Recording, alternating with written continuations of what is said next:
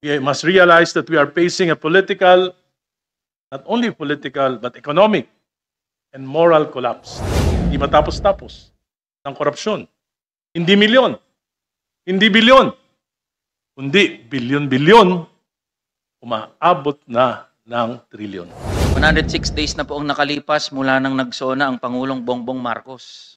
84 days mula ng unang Blue Ribbon hearing. Talagpas 3 buwan na lumipas, wala pa rin nakukulong. Thank you, Mr. Chair. Mga kasama, sa ating mga panauhin sa Committee on Reorganization, 106 days na po ang nakalipas. Binibilang ko, Mr. Chair.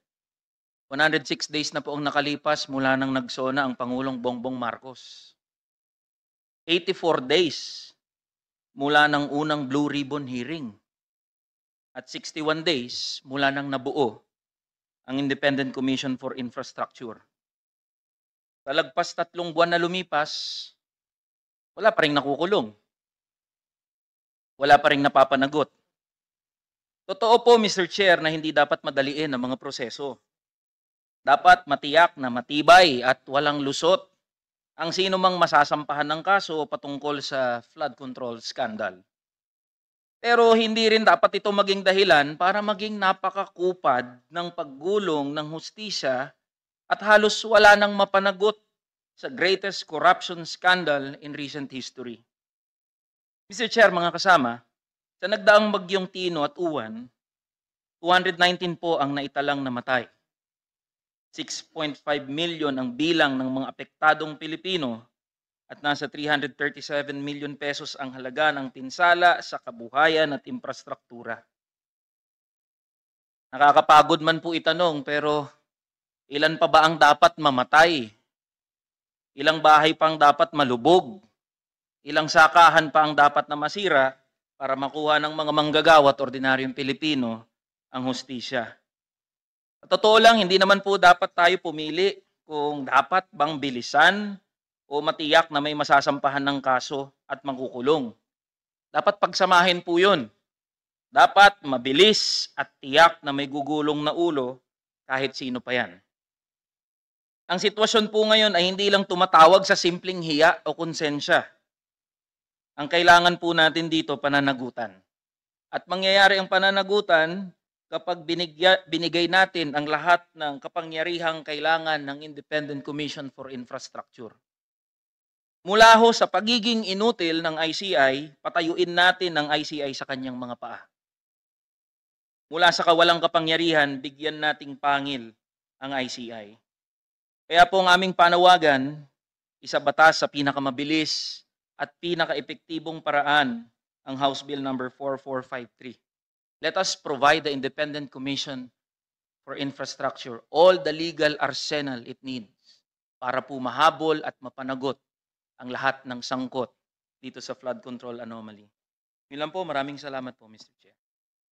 Thank you, Congressman San Fernando. May I call also, may I recognize Congressman Iresi.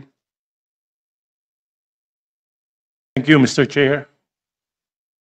Niyayanig po, lumulumog, nag-aapoy ang buong bayan. Hindi dahil sa mga lindol, bagyo o sunog, kundi dahil dito sa malalim na kinakaharap nating krisis. Our nation now is in deep crisis. We should not be in denial of that. We must realize that we are facing a political, not only political, but economic and moral collapse. Niyayanig tayo ng kabi-kabilang istorya, hindi matapos-tapos, ng korupsyon. Hindi milyon, hindi bilyon, kundi bilyon-bilyon, umaabot na ng trilyon. The President has created an ICI through EO 94. Investigate and prosecute corruption in infrastructure. Pero, kita po natin sa mga nagdaang 100 araw, kulang na pulang po ang kanilang kapangyarihan. President BBM established the ICI, but it's obvious that its powers cannot withstand the influence and manipulations of his closest allies who benefited from this infrastructure corruption. The ICI must not be the instrument of Malacanang. Instead, it should be the spear and shield of the people against the corrupt. Madaling gawin ito ng institusyon ng Kongreso upang ibangon ang ating puri. Kung gugustuhin natin, kailangan madali po nating maipasa ito. Bakit kailangan? Isa batas ito. Legal mandate po ng ICI, limitado. Limitado sa executive department. At walang magagawa, lalo na kung involved ay ang Kongreso, ang mga pribadong mamamayan. Wala po itong subpoena and contempt powers. Pinakamahalaga, sa pondo po, dependent sa presidente. At yung mga staff po nila, walang kasiguruhan. Credibility, it is perceived as a palace instrument. Kailangan din po nila ng Financial and Forensic Audit Authority para maimbestigahan po nila yung bank records through the AMLAC, mga ledgers po ng mga contractors, mga variation orders, subcontract agreements sa DPWH sa mga contractors. Na kailangan din po nila na ma-access ng madalian upang hindi masunog o mawala yung mga records ng iba't ibang ahensya ng gobyerno sa ating bansa. At kailangan po nila ng authority to freeze further payments or flag anomalous projects. Kailangan din po nila na mabigyan ng sapat na proteksyon yung magiging witness ng ICI. Kailangan din po maliwanag sa batas na ito, public disclosure at transparency ng ICI. Inumungkahi ko rin po na kulang sa kaalaman, lalo na pagdating po sa legislatura, yung present composition of the ICI. There must be someone from the legislative department, at least mga retired na senador o retired na congressman, upang sa ganun po ay mag-guide yung ICI sa proseso ng legislation at budget authorization sa Kongreso. Salamat po. The other? Thank you for all the authors of House Bill 4453 for your insightful perspective on the bill.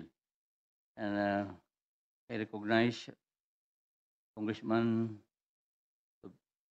Tobit Bianco for his controversial speech regarding House Bill number 5699. Congressman Bianco, you're recognized. Yes, thank you, Mr. Chairman.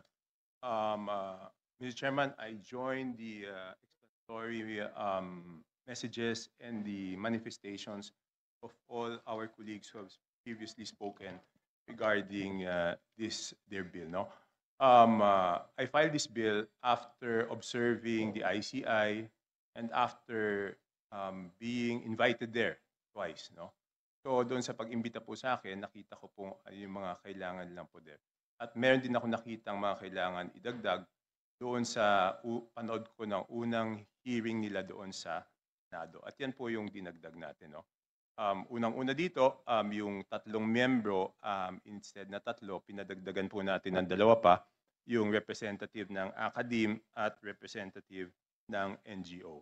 What I forgot to indicate in my bill, which I hope the chairman and our colleagues will consider, is yung 3 present members, the chairman, who is former Associate Justice of the Supreme Court, Andres Reyes, former DPWH Secretary, Babe Singson, and country managing partner of SGB, Ma'am Rosana Fajardo. We have a holdover capacity, no? Kasi nasimulan na nila yung investigasyon. So sana naman, pag gumawa tayo ng bill, hindi ko ito nasama dito, na silang 3 ay may holdover capacity. At dadagdag na lang dito is yung representative ng academe at saka representative ng NGO. No?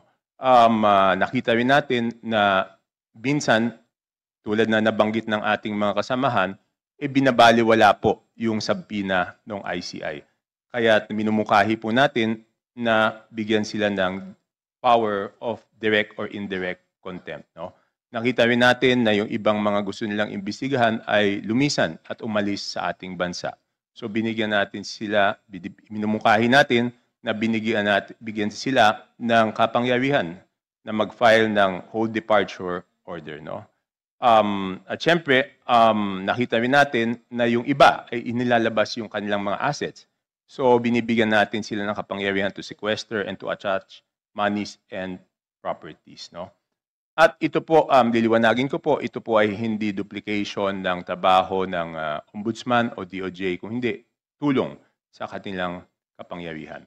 Noong pong hearing ng Senate, nakita ko rin po na humihiling sila ng exemption from criminal and civil liability. So ito po ay idinagdag natin sa minumungkahi po nating batas. No?